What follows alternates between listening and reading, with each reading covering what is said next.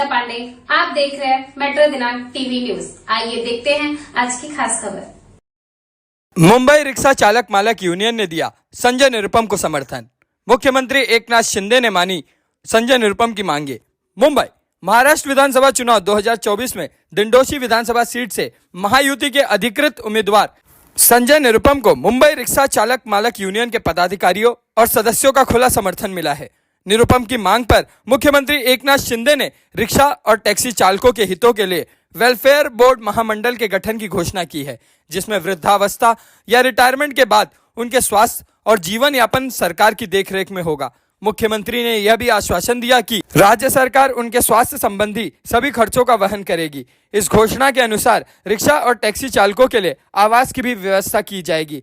अगर वो मुंबई में नहीं हो सका, चाहे ये आवास नाला सुपारा, वसई या विरार जैसे क्षेत्रों में क्यों न हो। इसके अलावा अब रिक्शा चालकों को परमिट रिन्यूअल में देरी होने पर हर दिन 100 रुपए का जुर्माना नहीं लगेगा, क्योंकि इसे तुरंत प्रभाव से रद्द कर दिया गया है। संजय निरुपम ने मुख्यमंत्री से विधानसभा में रिक्शा और टैक्सी चालकों से जुड़े कई मुद्दों पर मांग की थी, जिन्हें मुख्यमंत्री एकनाथ शिंदे ने स्वीकृति प्रदान की है। इस घोषणा की जानकारी संजय निरुपम ने मुंबई रिक्शा चालक मालक यूनियन के पदाधिकारियों और सदस्यों के बीच अपनी प्रचार यात्रा के दौरान साझा की।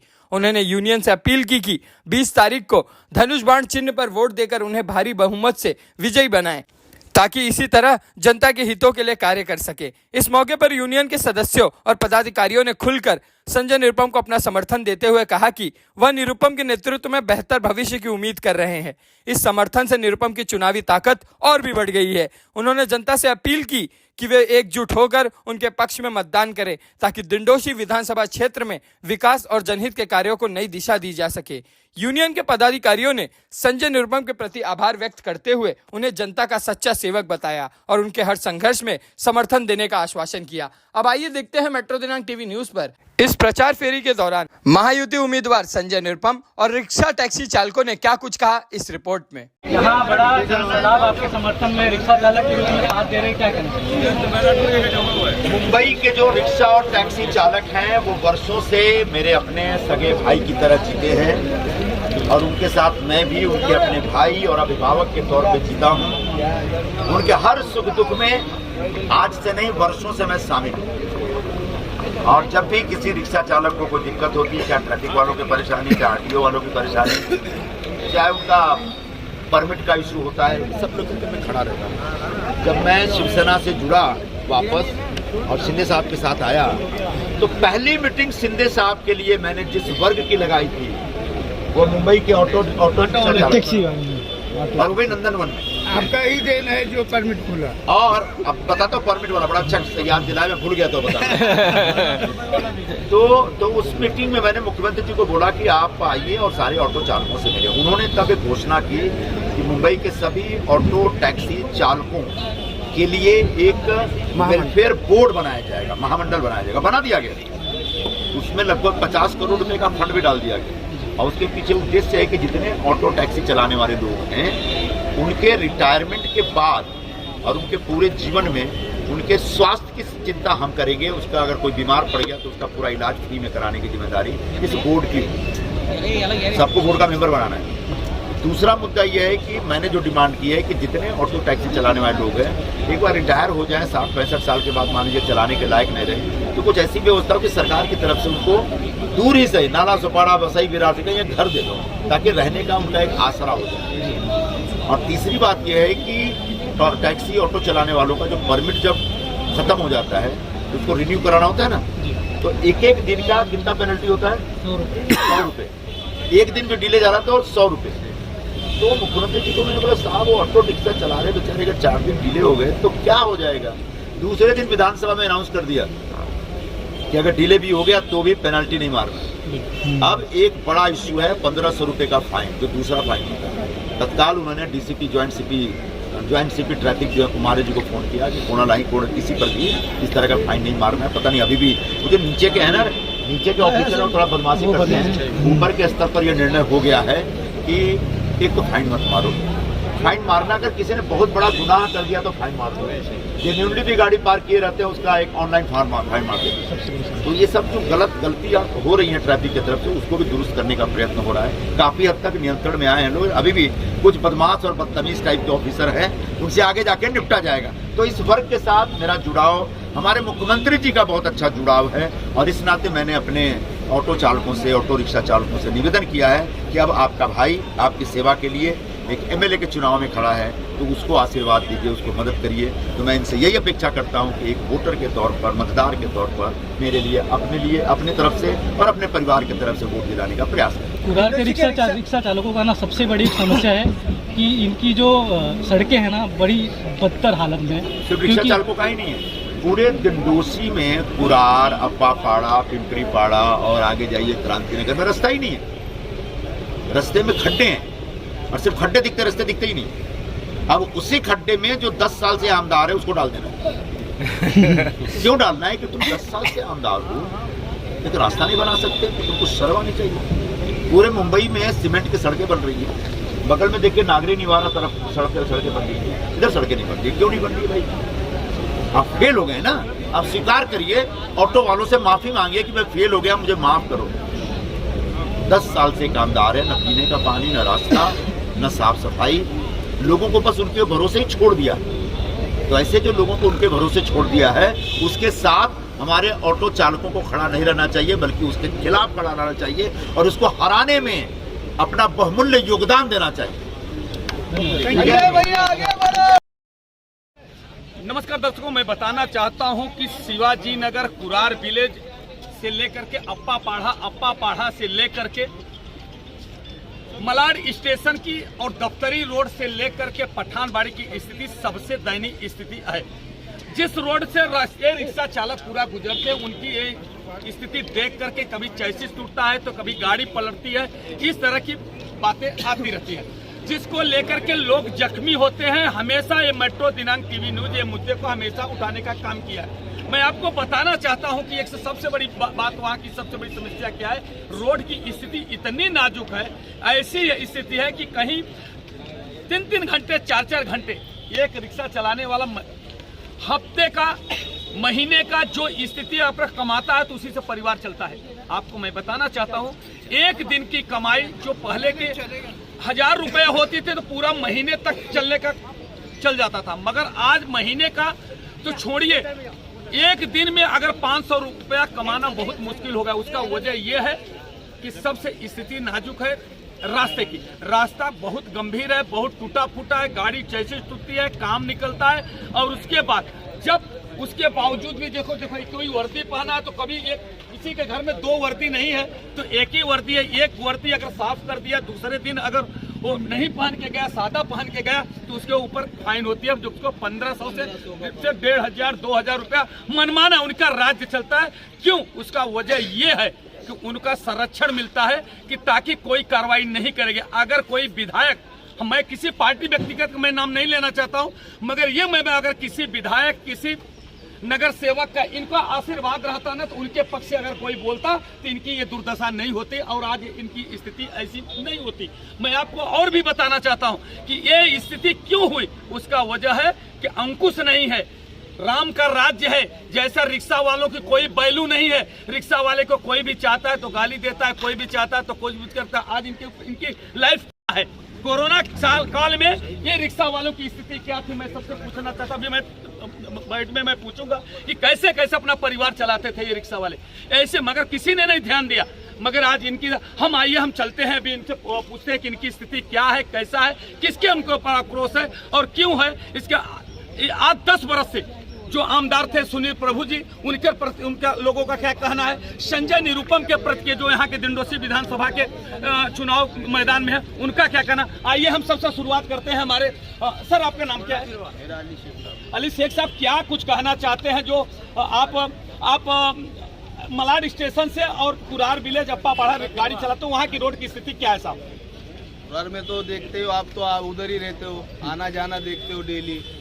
अभी उधर कोरार में 2-3 महीना हुआ, अभी नवरात्रि गई, गणपति गया, कोई आमदार आया नहीं, ना नगर सेवक, ना कोई उधर कुछ डाला नहीं है। हाँ? आज हम लोग बीएमसी में भी कंप्लेंट करने गए ना, डालेंगे बोलते, आज तक 2 महीना हुआ, खड्डा वैसे की वैसे ही है।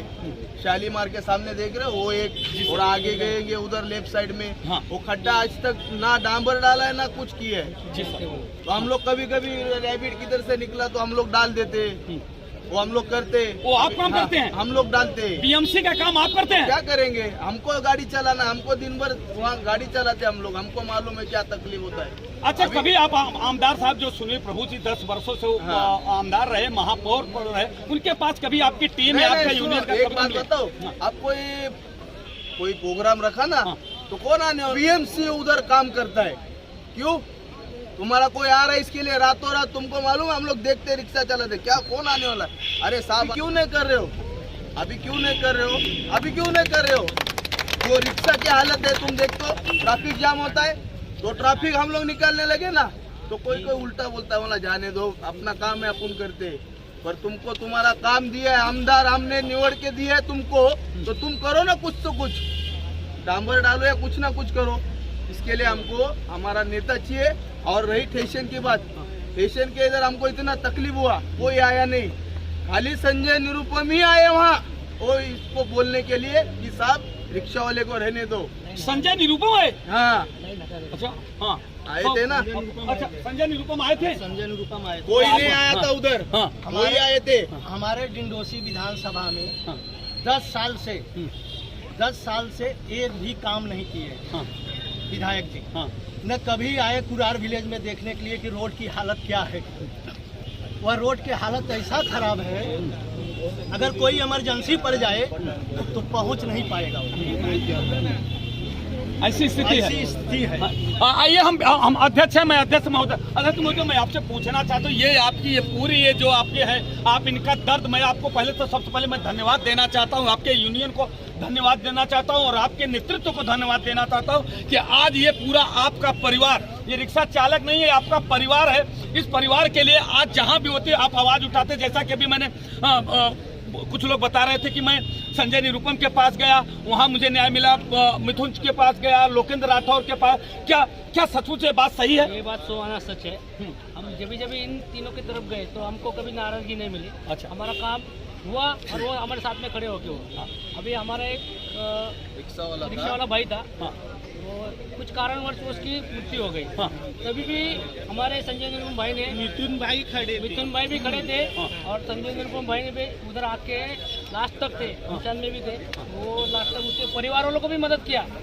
ये हमारे मिथुन भाई ने उनको, उनके सब परिवार को पैसा भी बोलूंगा नहीं पर दिया, उनके हिसाब से उन्होंने कोई बुरी बात नहीं, अगर मदद किया तो उसका बोलना कोई बड़ी बात नहीं, लेने के उनको चुनाव आयोग हमारे लिए कभी भी वो आवाज देंगे ना तो खड़े हो जाते हैं। इसके लिए उन्होंने हमको बुलाया, हम आ गए और वो भैया का साथ हम देंगे। और जो 10 बरस से आमदार हो गया, अभी 10 बरस से क्या काम किया है देखो ना आप। 10 बरस का जवाब हम 20 तारीख को वोटिंग करके देंगे। 23 तारीख को दे देंगे। हाँ सर, क्या कुछ कहना चाहते हैं? जैसे बोलिए क्या आप? वो हिसाब से हम लोग का जो ऑटो स्टैंड का यूनियन है, वहाँ पे ऐसा देखने जा रहे तो रास्ते का तो बहुत तकलीफ चल रहा था। बाद में कोई टाइम का ऐसा है कि संजय निरुपम के पास गए थे, मिथुन सिंह के पास गए, तभी वहाँ पे हम लोग गए थे कि ऐसा काम है, ऐसा तकलीफ हो रही है, खड्डे में जा रही गाड़ी का भी नुकसान हो, तभी भी हम लोगों को कुछ हुआ नहीं था। बट बाद में बोलते ना कि जो हिसाब से जो चीज चाहिए थी, जो मदद चाहिए थी हमको, सब मिथुन सिंह हो गए, संजय निरुपम सर हो गए, सबसे मना हुआ नहीं है। लोकेंद्र सर से भी मना कोई चीज़ से बोला नहीं। जब हम लोग प्रॉब्लम लेके गए, उन्होंने खाली एक ही बोला कि तुम्हारा सॉल्यूशन हम लोग निकाले, और वही चीज़ के लिए हम लोग आज भाई के साथ खड़े और हम लोग भाई को वोट दें। धन्यवाद। आप रिक्शा चालक हैं कि आप लीडर हैं? हम रिक्शा चालक के अध्यक्ष हैं, मुंबई रिक्शा चालक। अच्छा। तो सर क्या कुछ कहना चाहते हैं? जिस तरह से आपको धन्यवाद पहले मैं देना चाहता हूं कि जिस तरह से आपकी टीम पूरी खड़ी है और आप समर्थन देने के लिए आए, क्या कुछ कहना चाहते हैं? आप किससे समर्थन देगा और क्यों समर्थन देंगे इसका वजह? हमारे समर्थन इसलिए देंगे संजय निरुपम को, जमीनी नेता। वो क्या जाने जिसके गाँव में बयान में फटी, दर्द वो जानता है, जिसके दर्द हुआ रहता है। संजय जी ने जमीनी नेता है, इसलिए वो गरीबों को सुनते हैं।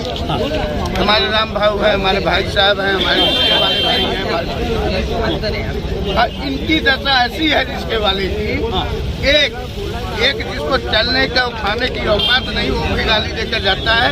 हमारे जिसके भाई एक लाफा मारने जिसके बेहोश हो जाए, लेकिन चारों तरफ नंबर है, इसलिए हम लोग बेबस हो गए। हाथ में जैसे हथकड़ी दे आती है, वैसे हमारे जिसके वाले भाई चाह के भी कुछ नहीं करते हैं, जहर भी बैठे रहते हैं।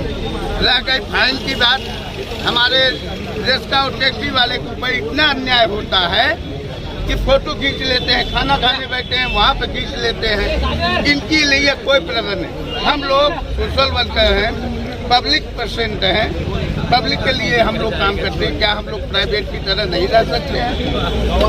एक बाइक वाला होता है, ऐसा गाड़ी चलाता है, लेकिन एक रिक्शा वाले की गाड़ी मेरा ये कहना है कि सर आपका शुभ नाम सर? मेरा नाम भोला सिंह है। भोला सिंह जी, मैं ये पूछना चाहता हूँ भोला सिंह जी कि रोड की स्थिति क्या है और क्या क्या प्रॉब्लम आती है रिक्शा चालकों को? रोड का प्रॉब्लम बहुत रद्दी हो चुका है। हमारे भाई साहब कुरार विलेज वाले गाड़ी चलाते हैं, पलटी मार जाता है, हाथ पांव टूट जाता है। हमारे रिश्ते वाले, हम लोग पब्लिक सर्वेंट, पब्लिक की सेवा करते हैं 24 घंटे, तब भी इतनी दुर्दशा है। हम लोग को कोई सेपरेट कोई वो नहीं है।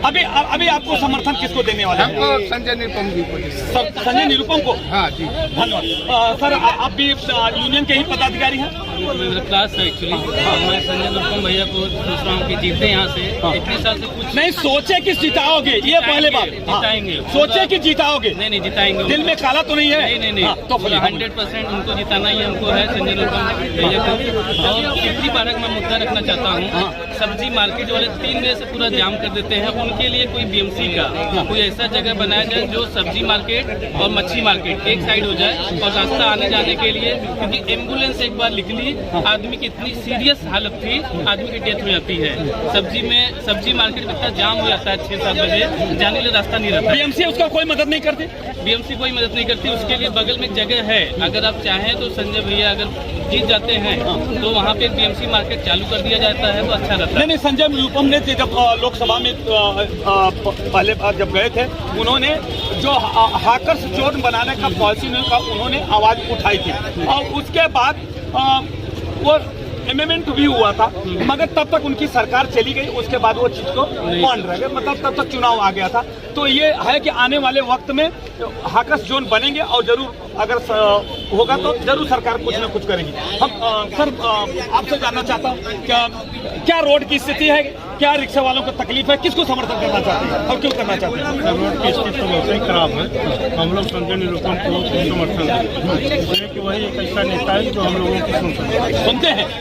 सर आप बताइए कि संजय निरुपम को क्यों समर्थन दे रहे हो? आपके पास तो 10 बरस से विधायक और महापौर रह के सेवा किया, तो क्यों संजय निरुपम को समर्थन करते हैं? इसलिए हम लोग समर्थन दे रहे हैं कि अपने कुरार विलेज का रोड की स्थिति आप देख रहे हैं, इतना गंभीर है कि पूछो मत। पहले बात तो रोड, दूसरा झोपड़पट्टी में पानी भी नहीं है, इतने जगह झोपड़पट्टी में पानी भी नहीं है। 10 साल से हमारे विधायक जी कभी आए नहीं देखने के लिए क्या प्रॉब्लम है, क्या तकलीफ है पब्लिक को, कभी सुने नहीं। कभी आप लोगों की मीटिंग में कभी आए? कभी नहीं आए। इसलिए हम लोग संजय निरुपम को चुन रहा हूँ, उनको इस बार निकालेंगे, विधायक बनाएंगे, क्योंकि उन्हीं एक ऐसा नेता है कि हम लोग सब प्रॉब्लम सुनते हैं। तो सर आप क्या कहना चाहते हैं? आप जिस तरह से आए हैं आप लोग? यहाँ पे रास्ते का प्रॉब्लम, जैसे अगर हम डिपो के पास अगर खड़ा होते हैं तो कोई रिक्शा वाले को अगर बोलो कि भैया पिपरीपाड़ा पाल नगर चलो, तो कोई रिक्शा वाले तैयार नहीं। क्यों? रास्ता का प्रॉब्लम, रिक्शे वाले का प्रॉब्लम नहीं है। अच्छा, रास्ते का प्रॉब्लम है। सबसे बड़ी मुसीबत रास्ता। तो कोई भी चाहे 10 बजे छूटो या 8 बजे छूटो या 12 बजे, रिक्शा वाले में जनता में झगड़ा होने लगता है, झगड़ा होने लगता है। कई बार रिक्शे वाले बेचारे पीटे जाते हैं कि क्यों नहीं चलेगा। दो झापड़ मारते हैं। अभी 2-4 दिन पहले की घटना है, वो बोला हम अंदर नहीं जाएंगे, रास्ता खराब है, बस उसको 2-3 झापड़ देना चालू कर दी। अब इसमें रिक्शे वाले की बेचारी क्या गलती है? रास्ता खोदा हुआ, रास्ता ही नहीं है। क्या करेंगे? पिपरी पहाड़ा से आप लेफ्ट मारिए, कहाँ है रास्ता? वहाँ से गाड़ी आ रहा है तो 1-2 बार आ जाए तो वापस से गाड़ी किसी निकल नहीं सकती। अब इसकी वजह से रिक्शे वाले को मार दिया गया। तो यहाँ रास्ते का ही सबसे बड़ा, अच्छा तो रास्ता नहीं है, ऊपर से खुदाई चालू है। तो वहाँ पे नहीं, अगर रास्ता नहीं है, खुदाई चालू, तो वहाँ ट्रैफिक विभाग वाले रहते होंगे? नहीं, बीएमसी कोई नहीं है। जहाँ आप लोग एक खुदाई है, जिस तरह से इससे सक्रिय है, वहाँ पे ट्रैफिक विभाग या बीएमसी के अधिकारी कोई नहीं रहता। अभी हमने सुना है कि एकनाथ शिंदे जी ने रिक्शा और टैक्सी हर गरीबों के लिए, उसमें रिक्शा टैक्सी वाले भी शामिल हैं। मैं भी एक टैक्सी चालक हूँ, गोकुलधाम स्टैंड में हम टैक्सी लगाते हैं, ये सब संतोष नगर रहते हैं। हम वहाँ की समस्या देखते हैं ना, ये उसकी आवाज उठा रहे हैं। सर क्या मानते हैं, जैसे कि भाई साहब ने बोला है, और ये तो बात मुझे भी मालूम है कि वो उन्होंने महामंडल बना रहे हैं कि रिक्शा वालों को, टैक्सी वालों के लिए महामंडल, और उनके लिए जीवन बीमा का, ये बात तो मुझे भी मालूम है। क्या ये सचमुच हो पाएगा? अगर कोशिश करेंगे तो हो पाएगा, क्यों नहीं होगा? क्यों नहीं होगा? क्यों लाडली बहना जब लड़की बहन योजना, लाडली बहन योजना वो ला सकते हैं हर गरीब के घर में। इसका कारण है कि वो खुद नीचे से ऊपर उठे हैं, हमें पूरा यकीन है, उनको सब कुछ सच्चाई मालूम है, वो ला सकते हैं। वही एक आदमी है जो काम कर सकते हैं। और हमारे डिंडोसी विधानसभा में निरूपम जी आए, हम लोग का बहुत बड़ा धन्यवाद है कि जो निरूपम जैसे नेता हमारे विधानसभा क्षेत्र को मिले हैं, बढ़त बना करके जीतेंगे। मगर हमको तो ऐसा लगता है कि जो यहाँ के महाराष्ट्र के मुख्यमंत्री थे वो रिक्शा चालक थे, और रिक्शा चालक होने को जब उन्होंने जिस तरह से रिक्शा चालक और मालक और साथ साथ जो टैक्सी वालों को अपना एक परिवार के जैसा समझ के जिस तरह से ये कर रहे हैं, ये मिसयूज तो नहीं हो रहा है? आप लोग यकीन है कि हम अपनी आवाज शिंदे साहब बनेंगे तो हम पहुंचाएंगे कि जो हमारे ऊपर फाइन लगाया जा रहा है उसका दुरुपयोग, उसको हम लोगों को कम किया जाए। क्योंकि हम लोग कभी पेशाब करने चले जाते खड़े करके, कभी समझाते तो वो क्या चाय पीने चले जाते तो मार दिया। आप टैक्सी ड्राइवर हैं? आप टैक्सी ड्राइवर हैं? तो ऐसा होता है क्या? 1500 रुपया अभी 3 दिन पहले फाइन मारा है टैक्सी खड़ी गाड़ी में। और कभी आपके विधायक के पास आए थे? कभी आपसे शक्ल देख के जो है महीना 4-6 महीना हो जाता है। विधायक जी आते ही नहीं। कभी आए हैं विधायक जी? नहीं आए।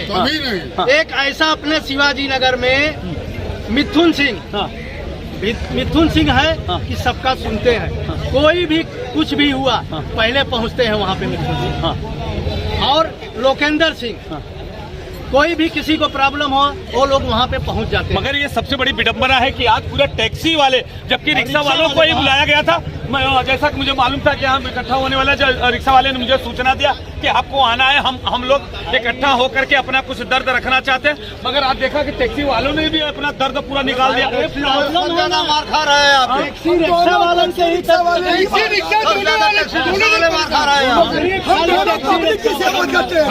रिक्शा दोनों पब्लिक की सेवा करते हैं। तो हम दोनों भाई हैं।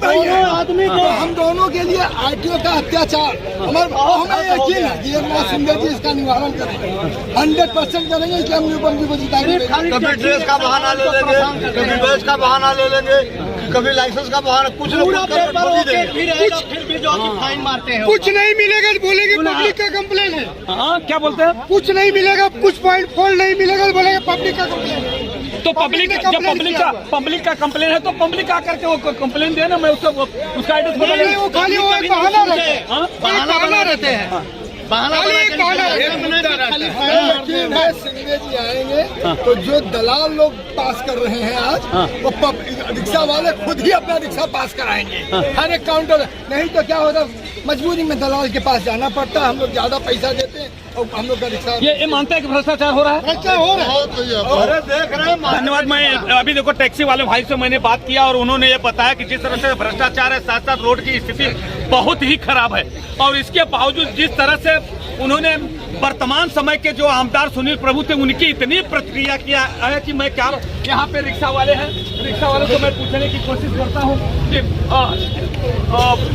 क्या क्या कुछ कहना चाहते हैं आप? रोड की स्थिति कैसी है? रोड की परिस्थिति बहुत बेकार है। हाँ, बहुत खड्डे अभी तक बुझाए नहीं गए, कुछ नहीं। सब करके भी हम लोग ने लेटर वेटर डाला, बट अभी तक उसका कुछ हुआ नहीं। एक मिनट भाई, आप चाय की चुस्की लेते हुए मुझे ये बताइए क्या स्थिति है आपके पूरे रोड की और क्या जहाँ पे आप रिक्शा चलाते हैं? काफी खराब है। हाँ, काफी खराब। कभी आपने विधायक के पास कंप्लेन किया है? विधायक के पास कंप्लेंट करने का प्रॉब्लम है कि उनके विधानसभा में आता है? मुझे सुनिए तो, जहाँ हाईवे पे जहाँ हमको फाइन मारी जाती है उनके बगल में उनके ऑफिस है। अरे बाप रे। हाँ, तो उनको बोलेंगे तो फिर वो बोलेंगे ही नहीं। बगल में जस्ट हाईवे के बगल में उनके ऑफिस है और फाइन भी वही मारा जाता है। हाँ, तो सर क्या कहना चाहते हैं चुस्की लेते हुए, चाय की चुस्की लेते हुए बताइए क्या आपको प्रॉब्लम है कुछ?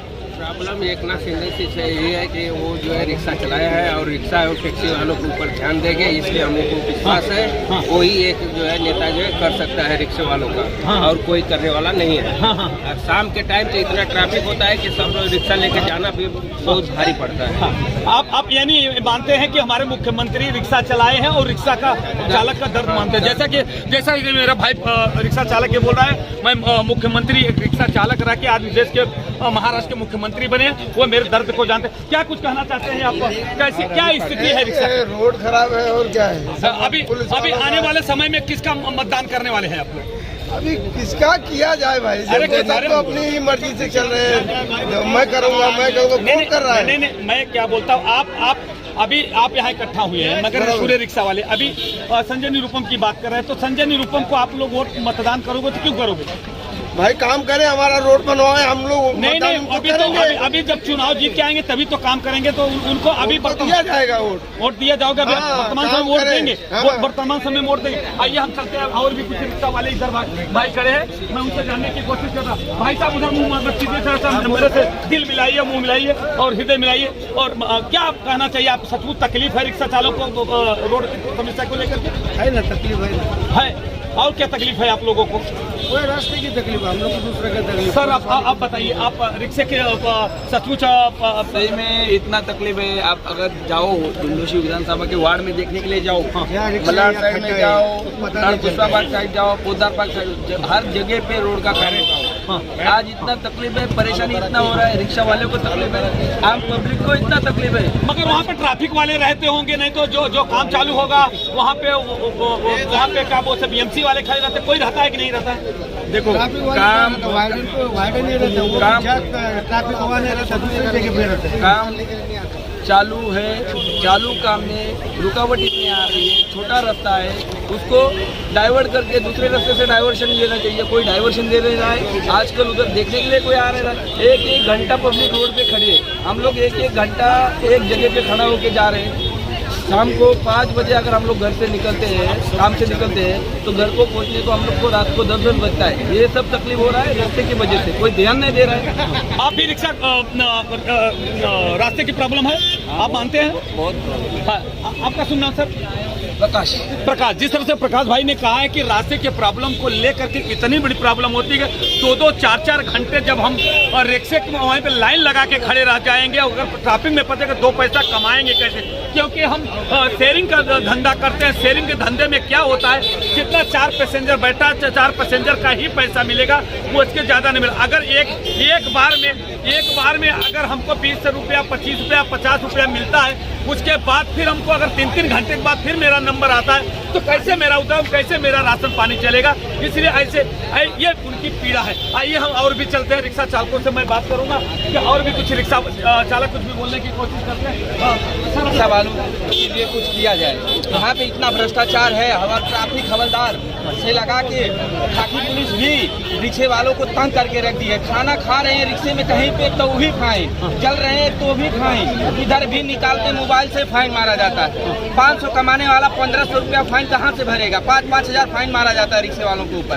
कोई सुनवाई नहीं, यूनियन से लगा के कहीं भी कोई रिक्शे वालों की कोई सुनवाई नहीं। यहाँ तक कि रोड पे चलने वाला भी चाटा मारने की ताकत रखता है रिक्शे वालों के लिए। कंप्लेन हो चाहे कुछ भी, कोई सुनाई नहीं कहीं भी। मगर आमदार के पास जाना चाहिए, स्थानीय नगर सेवक जाके हम लोग कंप्लेन डाल के देखिए कुछ भी सुनवाई नहीं, बस यही किया जाएगा कि बस अभी फाइन अगले महीने से फाइन तुम्हारी जो है जो मारी गई है माफ हो जाएगी।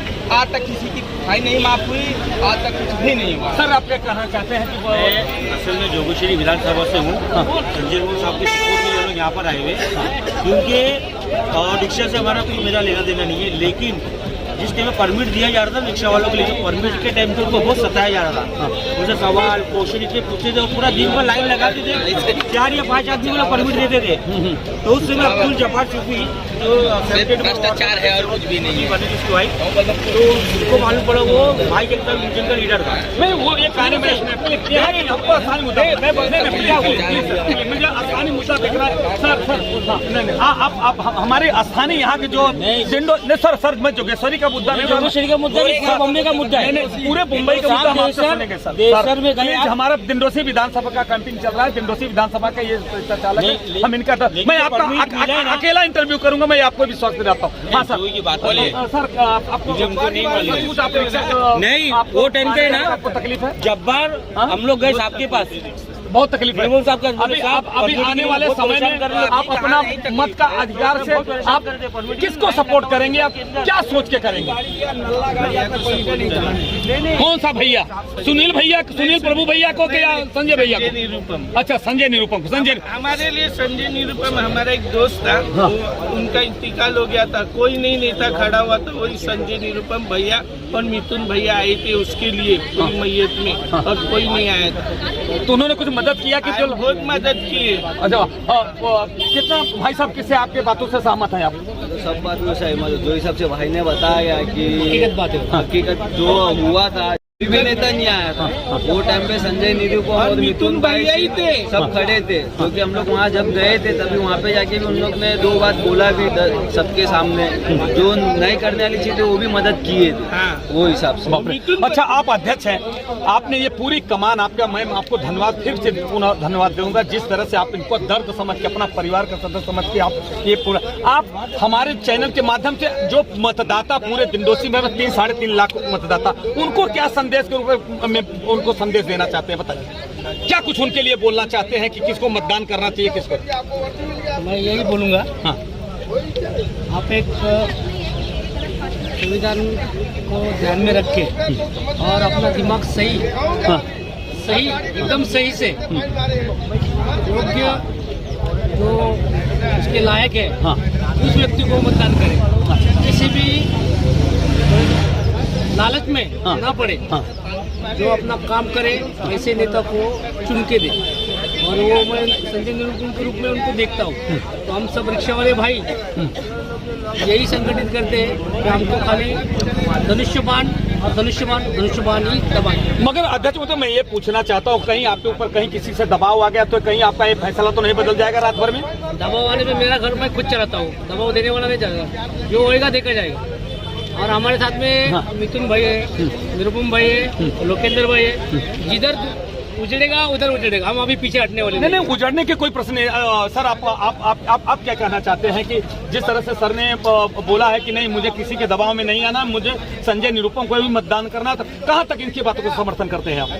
राम भाई बोल रहे हो ठीक है, हम जैसा राम भाई बोलेंगे हम वैसे ही करेंगे। धन्यवाद। देखिए मैं धन्यवाद देना चाहता हूँ कि जिस तरह से कि अध्यक्ष महोदय के बातों पे सब लोग सक्रिय है और सब लोगों ने समर्थन दे रहे हैं कि हम वही करेंगे जो हमारे अध्यक्ष महोदय ने। उन्होंने मैंने क्रॉस क्वेश्चन करने की कोशिश, एक पत्रकार होने के नाते हमारा ये धर्म होता है, एक मेरी नैतिक जवाबदारी होती है कि हम उल्टा सवाल करते हैं, जानबूझ के सवाल करते हैं कि उसका परिणाम क्या होगा, इनके दिल में क्या भावना है। जैसा कि मैंने उनको बोला कि आपके पास दबाव आ गया, कोई लालच आ गई, कुछ भी आ गया, तो आप क्या सचमुच आप उसका अपना 24 घंटे में आप अपना रिजल्ट बदल सकते हैं या अपनी बातें बदल सकते हैं? मगर उन्होंने कहा मेरा घर कोई चलाता नहीं है, कोई मेरा घर नहीं चलाता, इसलिए मैं अपना वो जीवा मैं समर्थन दूंगा तो संजय निरुपम को दूंगा। मैं धन्यवाद देना चाहता हूँ। ऐसे तटस्थ परिणाम कुछ भी हो, क्या आपके सामने विश्वास दिलाता हूँ कि ये जो भी वफादारी ईमानदारी से किसी के साथ में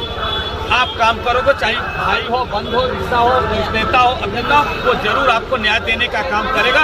अगर नहीं देता है तो वो अपने अपने पेशे से, अपनी नेतागिरी से वो गद्दारी करने का काम करता है और अगले बार फिर वही आपके जैसे लोग उसको सबक सिखाने के लिए मैदान में उतर। हम तुम्हारे साथ हैं। अरे कौन आला रे, कौन आला? शिवसेनेचा वाघ आला। कौन आला रे, कौन आला? शिवसेनेचा वाघ आला। मुंबई रिक्षा चालक मालक युनियनचा मुंबई रिक्षा चालक मालक युनियनचा कौन आला रे, कौन आला? शिवसेनेचा वाघ आला। संजय भैया आगे बढ़ो, हम तुम्हारे साथ हैं। संजय भैया आगे बढ़ो, हम तुम्हारे साथ हैं। अरे निवडून निवडून येणार कोण? भाऊशिवाय दुसरे कोण? निवडून निवडून येणार कोण? बाळाशिवाय आहेत कोण? संजय भैया आगे बढ़ो, हम तुम्हारे साथ हैं। संजय भैया आगे बढ़ो, हम तुम्हारे साथ हैं। कौन आला रे, कौन आला? शिवसेनेचा वाघ आला। संजय भैया आगे बढ़ो, हम तुम्हारे साथ हैं। संजय भैया आगे बढ़ो, हम तुम्हारे साथ हैं। अरे निवडून निवडून येणार कोण? बोला बोला बोला